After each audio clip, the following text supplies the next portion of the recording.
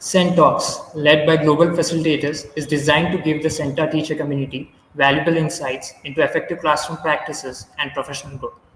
We encourage you to register for these sessions and fully participate by sharing your thoughts, engaging in polls, asking questions, and giving feedback to help us make these sessions even more better. A very good evening and happy Children's Day to your students on behalf of CENTA. We are delighted to have you join us today for CENTA's webinar series for teachers. I would like to share with with our participants outside India that November 14th is celebrated here as Children's Day, honoring the birth anniversary of Pandit Jawaharlal Nehru, known affectionately as Chacha Nehru for his deep fondness for children. He strongly advocated for their love, care, and quality education. And today we have this session on Children's Day special for teachers. We are honored to have Ms. Aakanksha Jain, Personality Development English Language Trainer, Planet Spark. Welcome, Aakanksha. Ms. Aakanksha Jain has over 9 years of experience in teaching, curriculum development, subject matter expertise, public speaking, personality development, and English language training. She has also excelled as a content developer, proofreader, academic coordinator, and teacher trainer. Her diverse background includes founding a publishing house and contributing significantly to the social service sector. Welcome again to our esteemed facilitator. Over to you, ma'am. Yeah. Thank you. Thank you so much. Yeah. Good evening, all.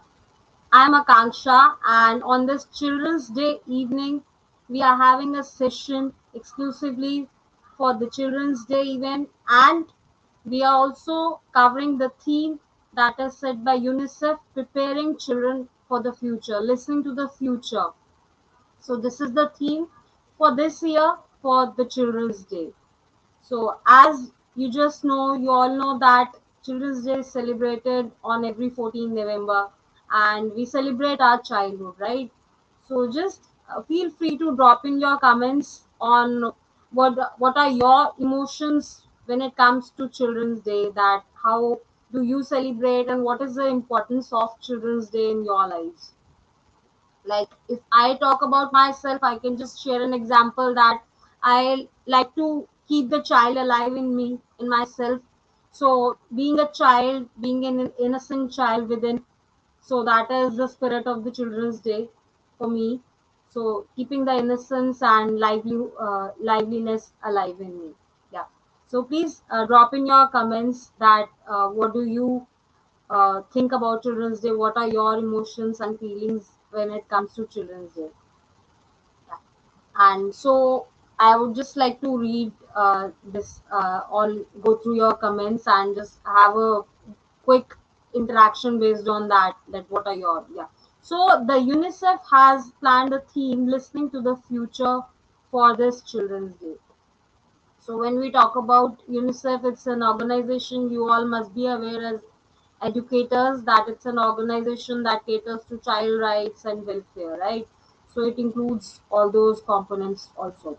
So regarding that, UNICEF has planned that how do we listen to our future of our children, considering our varied challenges that are present in today's context, today's environment, especially post pandemic that has been happening, right? So, when I talk about post pandemic, it includes the challenges that have come with technology advancement and the artificial intelligence, climate changes, and pollution, and various kind of challenges that we all are facing, right?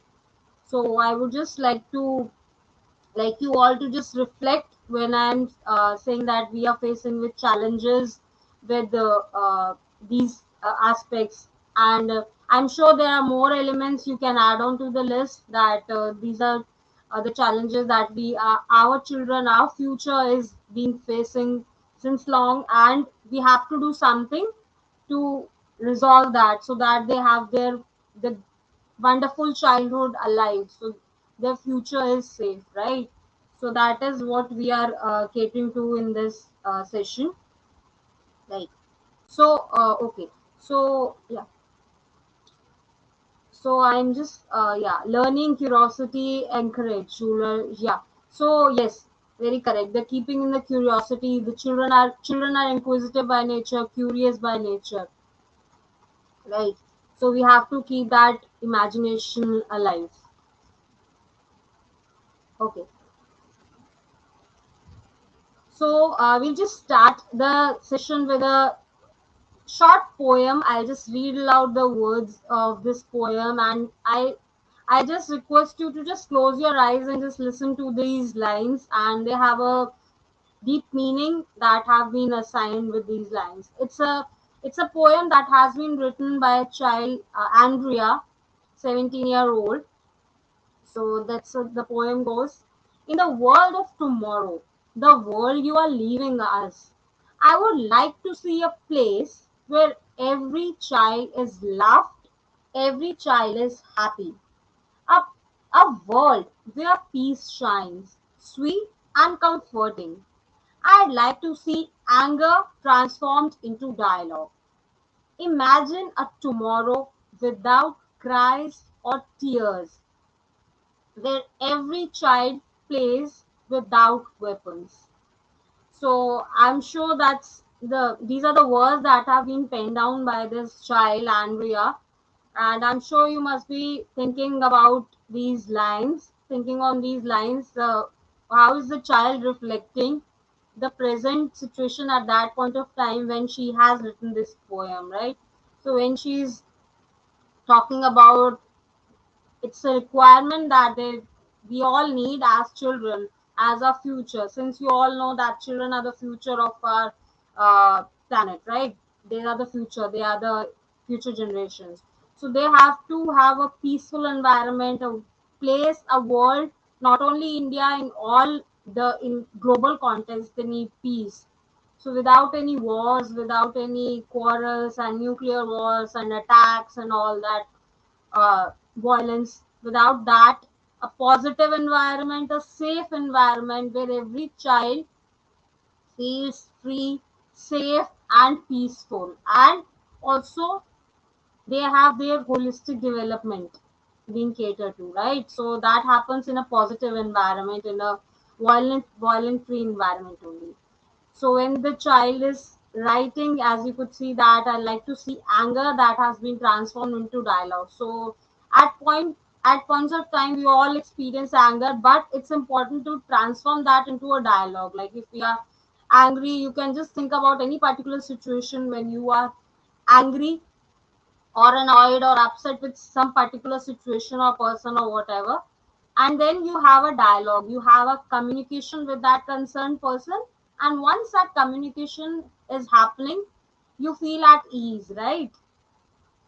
So just think about any incident where this communication uh, has been giving you a comfort zone, a easing situation, right? So you're no more angry, you're no more having negative vibes, you're positive. So that has been transformed into dialogue, right? So dialogue, having a frank interaction, a formal interaction, or a casual at points of time if required, can do wonders. It can also avoid, it can also stop wars that have been happening in our world right now also, right?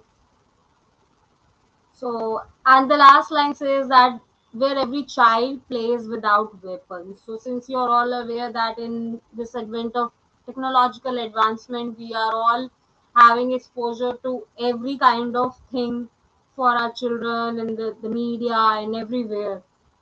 Not only the media, in our daily lives also, they are experiencing, they are seeing in their daily lives, in newspapers, in media, in magazines, everywhere they are seeing violence, weapons and everything, and it's been glamorized also. So the child is requesting, is hoping that she sees a world without weapons. Okay.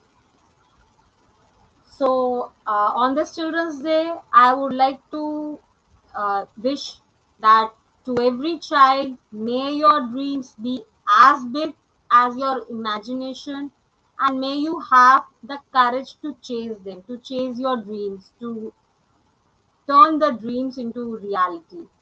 Wishing you a day filled with love and laughter. So, a happy Children's Day to everyone here. Yeah. So, So I'm sure you must have went through this word. You must have heard this word climate change. So I would just like you to drop in the comments what is your understanding about climate change. Okay. So before moving on to climate change, there's a poll question you can see on your screen. What's the biggest challenge facing children today? What, according to you, is the biggest challenge that is facing children today? Your options are poverty, lack of education, child labor, and mental health. So you have these four options. I would request you to participate in the poll. All four are valid, all four are correct. It's just that I want to know that what is your, like, in your views, what is the biggest challenge according to you. You can also write your answers in the chat box, or you can just click on the submit the option, correct option that is according to you, and just click on submit. So when it comes to poverty, you all know that there's a widespread poverty today also. We have developed, the world has developed, but for a few have they have poverty also, right now they are experiencing poverty. They don't have the basic luxury, basic needs of life, forget the luxuries. So yeah. So and the second option is lack of education. We have right to education in India and in also other countries, different acts that is happening for education, for so that every child is getting education. But in spite of that, in presence of challenging situations or in circumstances, situations wherein children are forced out of will or out, without their will, they don't have access to education. So lack of education and the climate change, and the last is mental health. That is also very important. Children, young children are experiencing depression, heavy words like anxiety, panic attacks, depression, stress, examination phobia. So that mental health is also, yeah. Okay. So we have the results. Mental health has 49%, poverty 23%, and lack of education 22%. Child labor, that is also a very significant component that is affecting our children today, 3%. So yeah. So now we'll move ahead. So now we were on climate change. So what is, please? Yes, innocence in kids is missing nowadays. Yes, very correct. Yeah. So yes. So there's, how can you like we I would like to just ask you one simple question. There's a poll question also on this. How can we promote child participation? There are different options when we talk about participating, active participation of children. There's a very common word that every educator comes across, this word active learning, active participation. So how can we promote this active participation in children? By encouraging decision making, by giving them opportunities to make their own decisions, right? Not every time we adults can take a decision for them. So unless and until we provide them a option, freedom to decide for themselves, they'll not be able to experience decision making skill, right? And also learn that. The second is providing opportunities for expression. So when we talk about that, we are giving them ample opportunities to express themselves, be it verbally or written form or in any other form, right? In symbolic, in their communication, in the body language, in their views, thoughts, opinions, right? So they have the right to expression. Are they getting that right to express themselves, or they have to just passively accept everything as it comes, right? Fostering inclusive environment. When we talk about inclusion, including everything, celebrating diversity, and the fourth is supporting child-led initiatives, the initiatives that are led by children. So yeah. So the results are that the highest is for providing opportunities for expression, 46%, encouraging decision making, 24%, inclusive environment fostering 15%, and supporting child-led initiatives is 13%. Yeah. Okay. Okay. So yeah. So now we all have gone through, have heard this term climate change. So could you just drop any comments on your understanding on what is climate change? What do you understand by climate change? If you have heard it, so yeah.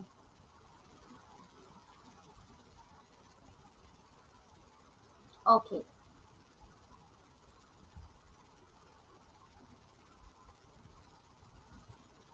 Okay. Shift.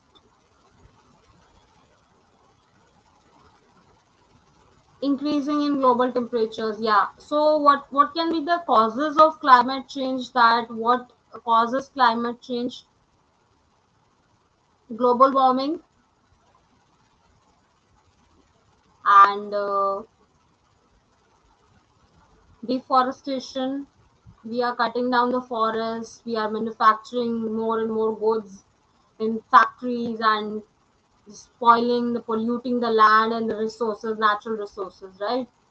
Yeah, urbanization. Yes, very correct. Urbanization is also impacting. We think of urbanization as a very positive thing, but it also comes along with few very side effects, negative consequences, right? So these are the there are the different causes that we are polluting. It's global warming. We are doing pollution, land pollution, air pollution, water pollution. Nowadays when it comes when storms are coming, rains are coming, it's more severe than previously. We have more natural disasters worldwide on a global scale, and our natural species, our species animals, few particular species of animals like tiger and all, they are going extinct day by day, right? Poverty and displacement. Due to poverty, I just mentioned that there are few who are still not getting access to the basic needs that are food, clothing, shelter, education, everything. There's a lot, but the three basic needs: food, clothing, shelter. There are a majority of population not only in India but at global level that they are experiencing poverty, right? Displacement. With development comes consequences also, as I just mentioned, that when we are developing any flyover or any metro connectivity or an airport or a mall or some big stores or some big locations, hotels and all, so we are displacing, we are transferring, we are removing the people who were staying there previously, but now they have to be moved, and we don't know where they are moving, and are they getting the shelter in place of their place, right? Are they getting another option to stay, or they are just being told to just evacuate the place, right? So there's this displacement also, right? So yeah. So climate change, as we talked about the causes, it's any significant change in the measure of climate that has been lasting for an extended period of time. It has been happening since long. So it includes major changes in temperature, precipitation, winds, other indicators like the cyclones, rains, the seasons. They are just like summers are more hot, winters are more and more getting more and more colder year by year, right? Climate change can also involve changes in average conditions and change in the variability, that is including extreme events like natural disasters. Every year we see that there are different kinds of cyclones, different names of the cyclones and natural disasters, some floods, some earthquakes, or now especially post covid, we have been experiencing more and more earthquakes very frequently, right? So you must have came across news that there are earthquakes happening like in on the global level in many countries, right? More frequent. Yes, landslides. Landslides are also happening because we are just cutting down the mountains area. We are developing malls and shopping complexes and hotels and whatnot. In the name of development, we are playing with the mother nature. So mother nature is just retaliating in the form of landslides or natural disasters, right? So we have to pay the cost. Everything is not that simple. So we are using development under our convenience with our conveniences, so nature is also doing its part. Yeah. Okay. Yes. So so when we talk, so there's a poll question now. What skill is most essential for children to learn for future success? When we want our children, we all want our children to success in lives, right?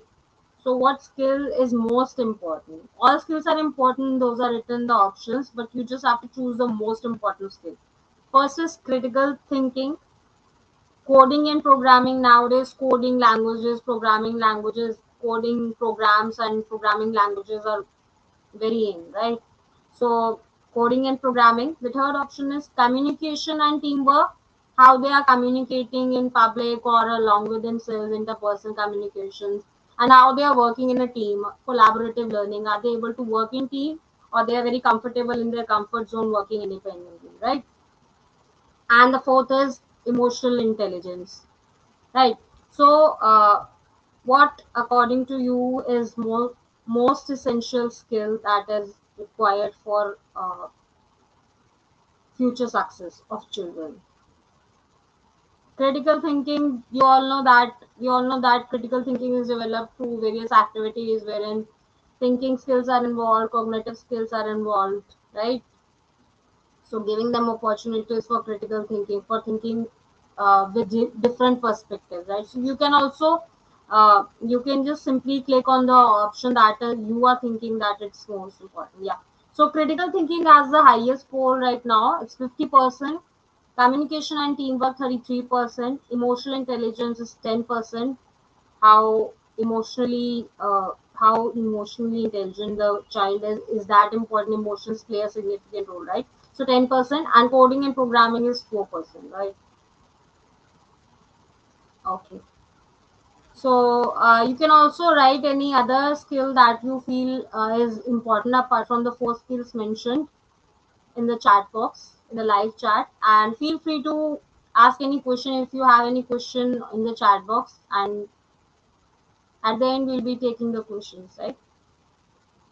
Okay.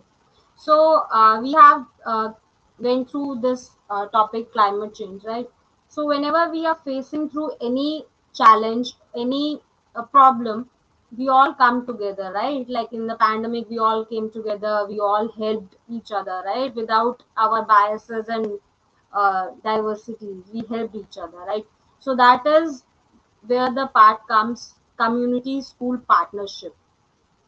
So when UNICEF talks about this community school partnerships, what do you understand by these partnerships? What is the role of community? So by community, what do you understand by community? Can you just write in the chat box? What is community according to you when we talk about the community? Like communities, the society, the people, parents, and the stakeholders. When I talk about education, so parents are an equal stakeholder in education, right? In their child's education. So parents and the community members, yes. So so they have also an important role when it comes to when we talk about school partnership, right? So there are different kinds of partnership as you can see on the screen. First is basic obligations of the families when we are providing children with basic needs. Like we talked earlier that some part of the population is still struggling with the basic needs, right? Food, clothing, and shelter. So basic needs like food, clothing, shelter, health, safety, these are providing, right? It involves that. And how can we do that? We can support them, we can support children, we can have various events, we can help families establish home environments to support them. We can provide them resources, like if they don't have enough food resources or safety health resources, medicines, all that is provided in this basic obligation of families, right? So you can just write in the chat box if you feel any strategy, if you can help with any strategy to facilitate involvement in this particular partnerships, right? So we are talking about these six partnership types. So you can just write how would you like to help to facilitate involvement in that particular partnership, right? So the second is basic obligation of the school. So there's a communication between the school and the family. Like uh, the school communicates through emails, through WhatsApp messages, through LinkedIn or social media, right? Or personal messages, calling, report cards. We have the progress cards, progress reports, and you also have parent-teacher meetings. So there's this communication happening on these different parts, right? So how can we facilitate that? We can have it's a strategy that we can have a school to home and home to school communication system developed, right? So wherein all the parents and the teachers and the staff involved in the education can have a say and have communication between them, right? Between the two parts, right? So any strategy, any innovative strategy would you like to suggest? Please feel free to write in the comment section any innovative strategy that you want to facilitate in this basic obligation of schools that would help in communication between school and family, right? Okay, so this communication is very important. How this communication channel happening between the two parts, right? The third is involvement at school.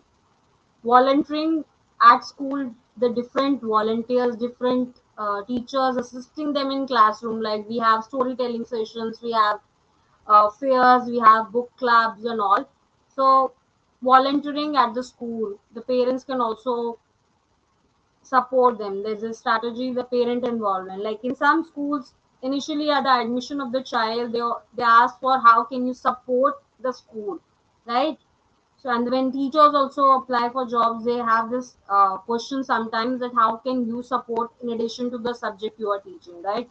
So there is recruiting and organizing parents help and support. So how do schools involve parents more and more, right?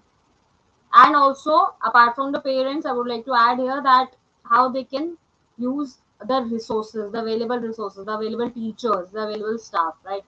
So there's this poll question coming up. How involved should parents be in child's education? You all are in some or the other way involved as parents in your child's education. So how involved should parents be? Very involved, somewhat involved, not very involved, or not at all involved? What according to you is important, like is apt for you? There's this one option, all four are different. So yeah, so we have been the fifth point. In the meanwhile, the poll results are there. I'll just go ahead to the fifth point, that is involvement in decision in learning activities at home. So, what learning activities, what environment the child is getting at home, in homework, reading, and remedial work, right? And the strategy is to provide information to help the parents or the families to how to be more assistive, be more creative in their approach towards the homework and other activities, right? Then the next is involvement in decision making, governance, and advocacy. Serving in a parent teacher association or a committee. So it can happen in a parent teacher association or a committee wherein the teachers and the leadership position persons like the coordinator or headmistress or principal is involved, right? So there's this platform, and if parents can be included in decision making, making the major decisions or some involvement, they should have also a say in their child's education, right? So that means eventually in the school decisions. So in this way we develop parent leaders and representatives also. Parent, yeah, discipline committee should be there, Lakshmi, yeah, very correct. So the results have come very involved, has the highest percentage 72%, somewhat involved 18%, not very involved 8%, and obviously not at all involved 0%. So parents should be very involved, right? Okay.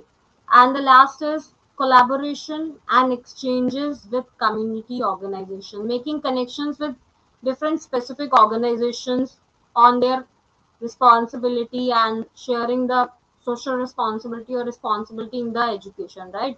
Like when it comes to clubs, society clubs and interact clubs, some schools have, or theater clubs. They can organizations like the School of Drama, National School of Drama, or the theater clubs and various NGOs, etc., can be contacted, right? So the strategies we have to identify and integrate these resources so that we can help student learning and development, right? Okay. So when we talked about family, school, and community partnerships, you all know as parents, as educators, that that's a very significant part of the learning, the partnerships. So we can do uh, to partner these things with the school or a teacher. These things can be done. Providing insights to teachers about your child's learning and development to inform next steps. So whenever, like as parents, as family members, you feel that there's an important event happening or there's an important thing that you would like to share with the teacher, you are most welcome to share with that teacher. For say for example, there's a loss happened in the family, right, of a particular child. So the family members or the parents should inform the teacher that it might affect the child's learning or participation in school, right? So it could be any event. It could be an happy event or a sad event or whatever significant event that the parent is thinking, that the family is thinking. So when the teacher is aware of that fact, so he or she can plan accordingly or can be better prepared, right? So the second is sending an email, call, or communicate with your child's teacher if you have any questions or concerns. Whenever you have any concern as parents, as family members, as equal stakeholders in your child's education, you can send an email, send a formal mail, or call or communicate with your child's teacher so that you have your questions or concerns addressed properly, right? So you have to have that medium, that transparency in the system, right? Third is asking your child about how they feel successful at school and celebrate those moments, right?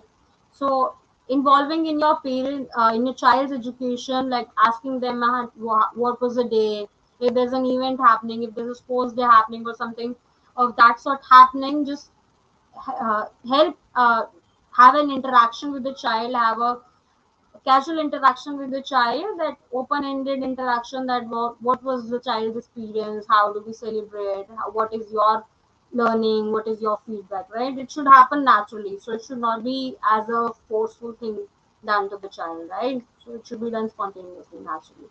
Then the last is asking about your child's teacher about volunteering opportunities. So, asking upon your with your child's teacher that how can we volunteer as in the resource person, as a resource person in school, right? So, visiting the classroom on different points of time at different events, right? In storytelling clubs or in different days like these. Nowadays, there's a different days celebrated in schools: Parents' Day, Grandparents' Day, Family Day, and Father Day, Mother Day, etc. So, how can parents help in those, right? So, just could you just help me with a few more points that you could do as partners with the school or a teacher, or that have you done apart from these mentioned here? Yeah. Yes, positive partnership is definitely not complaining and humiliating the child and the parents. So it has to be done uh, very safely and very carefully, right? So you have to be very careful and considerate when you talk about your the child or your student and especially in front of the parents and in the absence of parents also. So you don't have to humiliate or demotivate the child's morale, right? So even if the child's performance is coming at a lower level, is degrading, or the scores are low, so you don't have to just very bluntly say that the child is not at all performing good. So you have to just maintain the flow of the communication at a positive note. So you can just start. I can understand that you as a teacher are concerned about the child's future, and you can't just say that the child is doing brilliantly when the child is not, right? So you have to just start with the positive note, the positive things that the child is being experiencing recently, and then you can say that I think that apart from these, there are these areas of improvement, right? So we can work on together so that the parent and the child doesn't feel demotivated, right? So no negative remarks, definitely, Rubina. Yeah, parents can come and teach in the school for a day to understand the child's behavior. Yes, very good, Sarita. So, but that has to be done in a very planned way. It doesn't have to very like not very confusing. So there can be different events, different categories of events can be made, and on those particular categories, the parents can be asked to volunteer that we have this language events. So language week events, these particular parents are joining, right? So that every parent has a say, has a part in that in the events, right? No one is left out.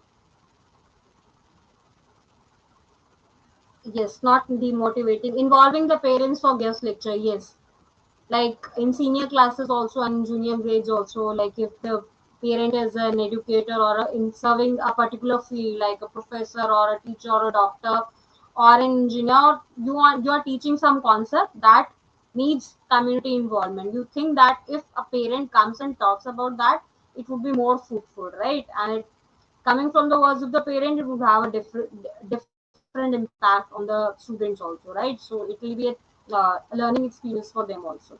And the child whose parents are involved would also feel valued, that my uh, participation, my parents participation are also is also helping the school, right? Placements for higher grade learners by giving them opportunity for internship. Yes, internships, like the colleges are having internships, the schools can also start with internships. Like when they give options for performing in Olympiads and different competitions, they can also do the placements, internships, right? So yes, yes, it's very good to involve parents because it definitely has their involvement. They are an equal stakeholder in the child's education, right? Okay, so we'll move to the next. Yeah. So when we talk about school and community partnerships, we have not only the parents, we have different people involved, different stakeholders involved, role of the school staff. Not only the teacher is involved, there's a support staff, there's a principal, there are the leadership position people like the coordinator, the headmistress, or the in charge, the wing in charge, right? Yes, a coffee interaction with parents to get their support in planning activities, Dr. Asha. Yeah, correct. So, an informal interaction with the parents over a cup of coffee or tea could also help assess different points or different parameters. Parents have their feedback that on different respects, right? Okay, there's a poll question popping up. What life skills should children learn early on? So, what are the life skills that you want that children should learn on? Time management, goal setting, conflict resolution, self care, and mindfulness. So time management is also, all four are correct. You just have to tell your preference, what life skill you think that is most important, right? And the children should learn from initial stages, right from the childhood. So time management, adhering to the deadlines, time bound deadlines, right? You have to finish this work by this time. You don't have to delay. Setting your goals, setting short term goals or long term goals, right? Conflict resolution, whenever you're facing with a problem, with a conflict, with a challenge, how you resolve problem solving, right? And then the last is self care and mindfulness. How do you work on yourself? Not only the external factors, internal factors also play their own part, right? So how do you work on that? Yes, all four are important. The question is just what is the most important. Everyone can have the different opinions, right? Yes, these are interdependent. Yes, if you have your goal set, you have a time management thing that you have to finish the goals in this particular time, right? Okay. So coming back to the in the meanwhile the results come. So we'll move ahead with this. So student centered. It has to be student centered. The relationships between school and community. It has to be collaborative. It has to be student centered, right? System should be in place. So whenever we talk about any event or anything that is happening in school, it should be in place. It should not. It should be in orderly way, right? Then mandatory policy that it has to be like if some policy is there, so it has to be have different rules and regulation that has to be followed by all, right? No compromise in the rules and regulation and policies, right? The role of the principal is you all are aware of that. Role of the community, we just mentioned about involving different community members. Appreciation, and not only involvement works, you have to appreciate also the involved people, right? So that they feel valued and appreciated. Trust, having trust on them. You don't have to doubt anyone. Communication and open communication, right? But if you are facing any concerns or challenges, you should be on whatever side you are, on the school management or staff or whatever, or as a community member or as a parent, you should be feeling free to address your views, right, on an open platform. Okay, so the results for this question is out. It's the highest is self-care and mindfulness, 47%, time management 36%, goal setting is 11%, and conflict resolution is 4%. So self-care and mindfulness, like I just initially mentioned, that the children are facing with heavy terms like experiencing heavy emotions, negative emotions like stress, examination phobia, depression, and all, anxiety, panic attacks. So to help overcome this, we can all practice yoga and different mindfulness techniques, right? Like a simple element, I would just like to include that, including a mindful bell.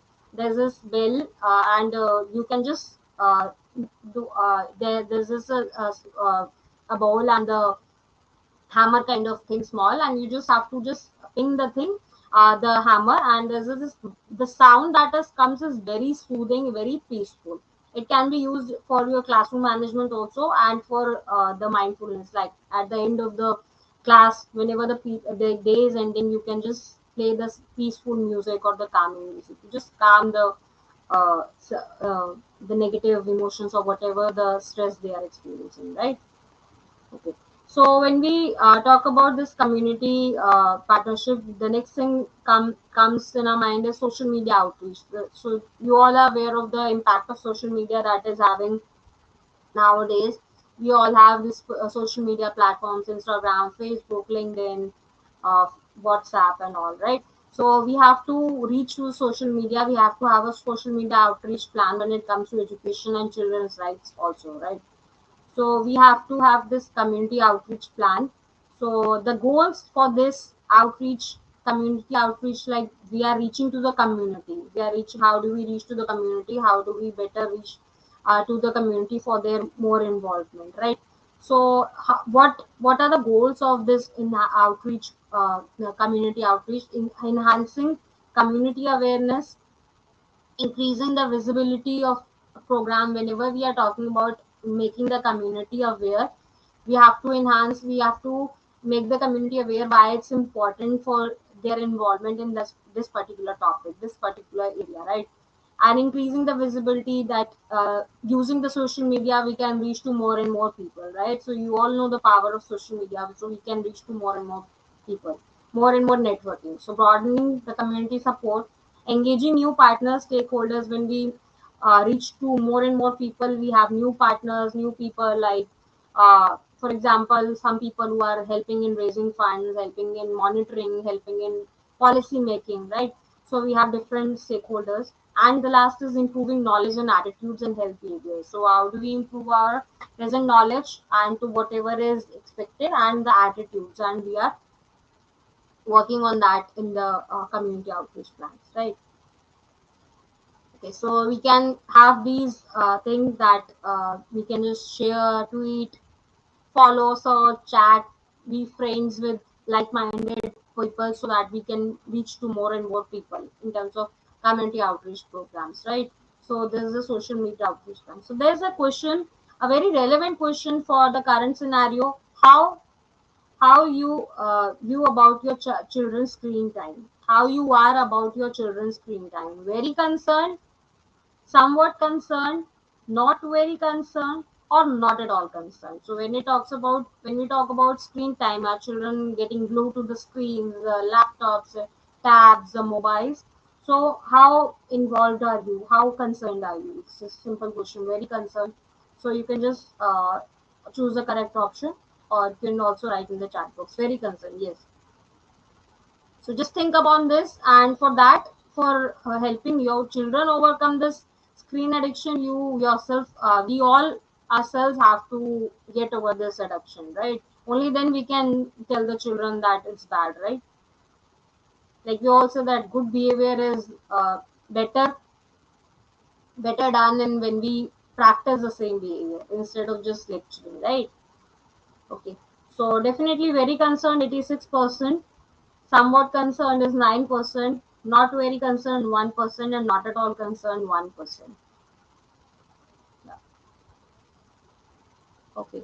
So when it comes to fundraising and having community outreach and social media outreach plans, so we have to be thankful. We have to be having different kinds of events for volunteering and thanking the appreciation of the community members. We have to appreciate their time and energy and money or efforts or skills, whatever, right?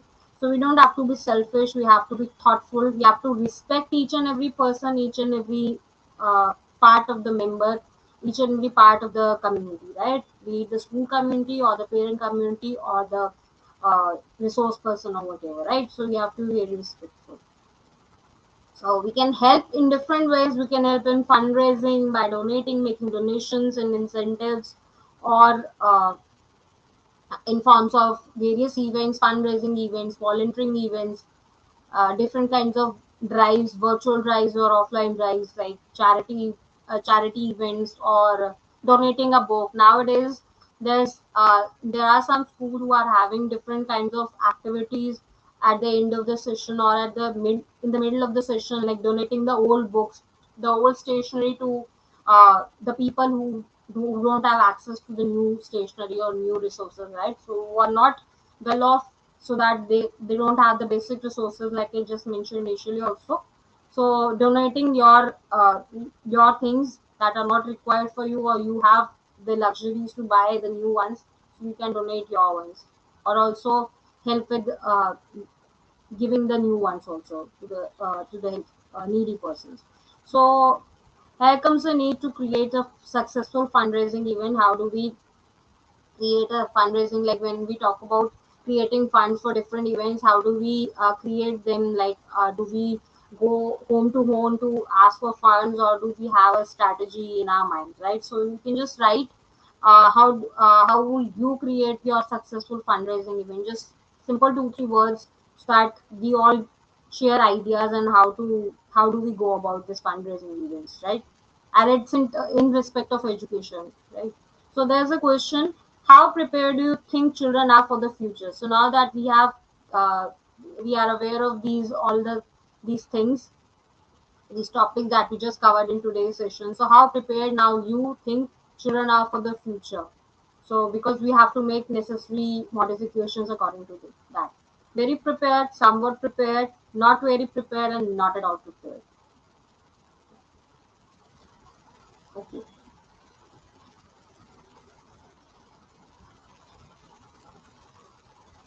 Yes, it's not just collecting money. The money is not the thing in this fundraising event. Money is invested for the needy ones, and it is invested in the child's education only.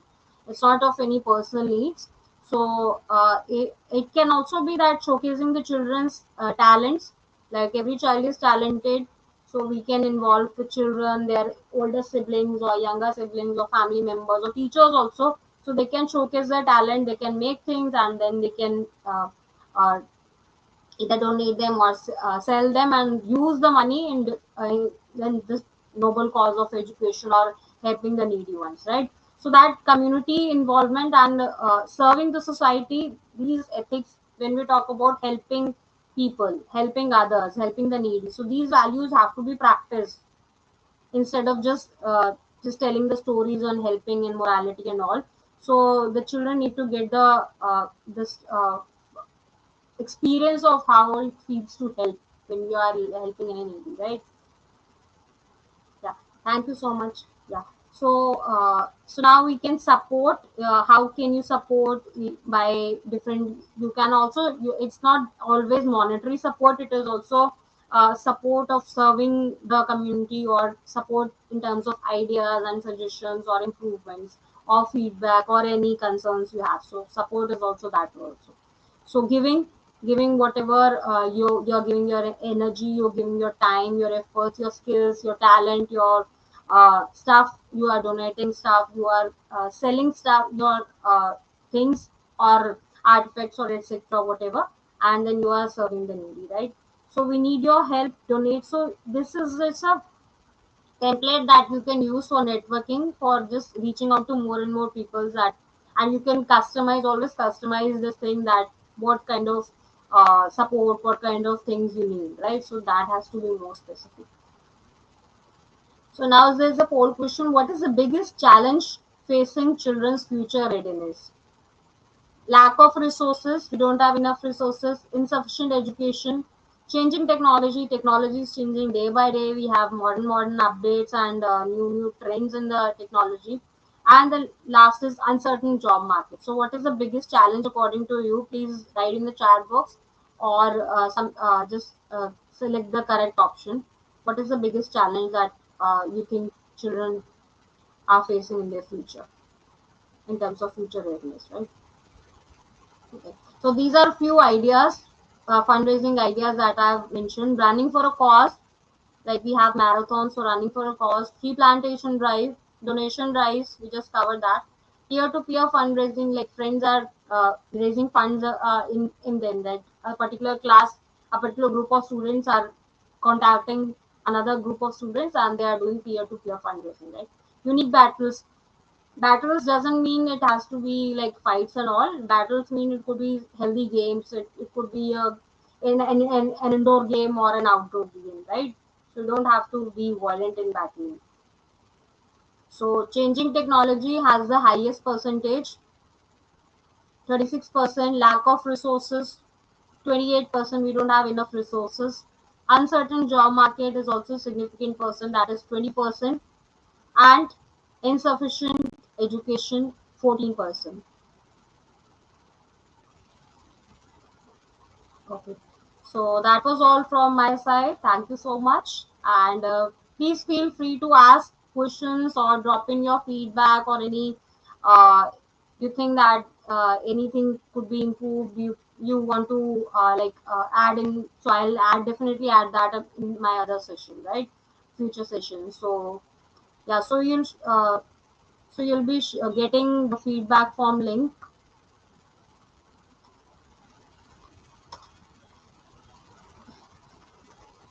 Yeah. So there's a question: how confident now you are in children's ability to adapt to change?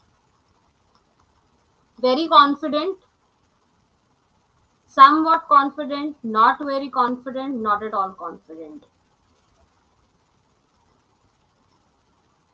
So how confident you are in your children's ability? How do you think that they are able to adapt to any changes, right? So there, the changes are happening very drastically, as we just covered in today's session.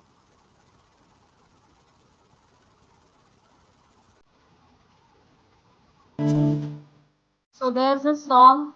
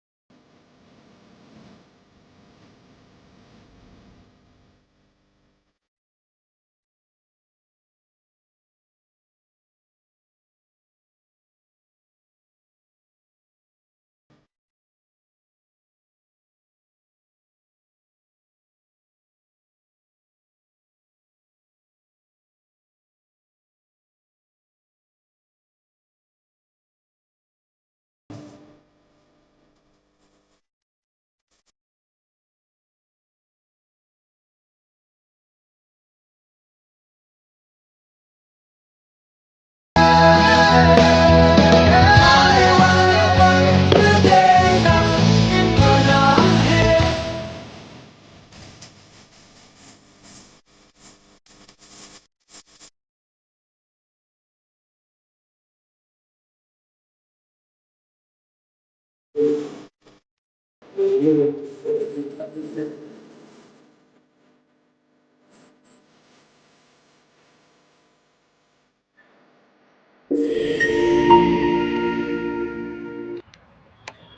you, Mr. Kansha, for a very engaging and informative session for a community of teachers. I'm sure that our teachers have taken a lot of takeaways from this session. Yeah, thank you. Thank you so much, Senta, for giving me the platform. I would just like to end with an open ended statement that please reflect on whatever we have just talked about in the session, not just the content, but also the thinking points that where are we driving our children to? Where are we moving the future now? In the just the this thing of technology and advancement, or some different thing we think for our children, right? So just think about on when you go back, it's the evening time on your way back home, just think upon and just ponder over these issues. Yeah, thank you so much. Thank you all. Ma'am, there are a few questions asked by our audience. Sure. So the first one is, what impact do family, school, and community partnerships have on academic performance? Okay, so when we talk about this partnerships, like when we mentioned, like if I take an example of an event, right? If it's a language week happening, right? And say for example, there's a particular topic in the language going, and there's a topic example idioms and phrases, right? The so we all know that we have different phrases, and instead of just in addition to whatever the students have learned in the classroom setup based on their curriculum only, it's better, always better when we have local resources like local phrases or the phrases or idioms that are used that might not be mentioned in the textbook, not in the curriculum. So it definitely it has more retention also when it comes to stories or some particular concept only. If a person, if I am an engineer, if I'm talking about a different concept, that is my perspective will be all the more altogether different as compared to the perspective of the teacher, right? Be it if I'm an experienced teacher or whatever, but my perspective would be different because I'm doing it daily. It is my job, right? It is my expertise. So whenever we are involving the parents or the community members, a special faculty for these things, for different events, we not only give them a voice in the child's education and involvement in the school partnership, community school partnership, but also we are enhancing the learning, we are giving the children different experience altogether, in spite of in addition to the school education, because the children definitely eventually we want that the children see the relevance of their learning. It has to have some relevance in their daily lives also, right? All right, thank you, ma'am. Thank you.